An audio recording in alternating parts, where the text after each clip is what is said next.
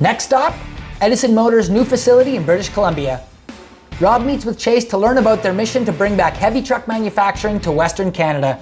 Now Chase shares his first impressions of Bodyliner and what is next for Edison Motors.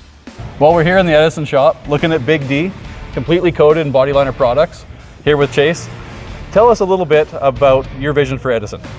Well, we wanted to grow this company to when we used to have truck manufacturing out of BC and Canada. We used to have Kenworth, Western Star, Hayes, Pacific. We used to build the best trucks out of Western Canada and wanted to bring that back. That's amazing. So what do you think of the Bodyliner coatings on Big D?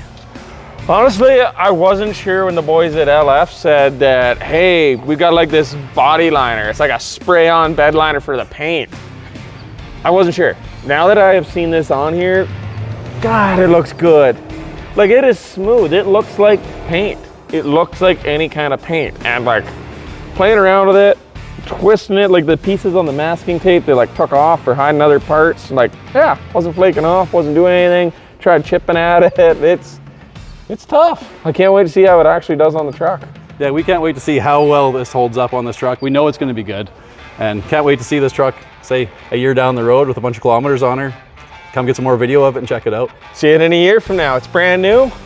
We're going to be putting it through some pretty tough tests out in the oil patch, and yeah, let's have a look in a year and see how it does. Well, you guys built a beautiful truck. Oh, it was great. Thanks for coming out, and hey, thanks for all the information about this product, and looking forward to see how it does. Of course. It sure looks good. Western Canada once built trucks, and Edison Motors is working to bring that industry back. We are proud to have Bodyliner protecting one of the trucks helping lead that movement. Built in Canada, coated in Canada, ready to work.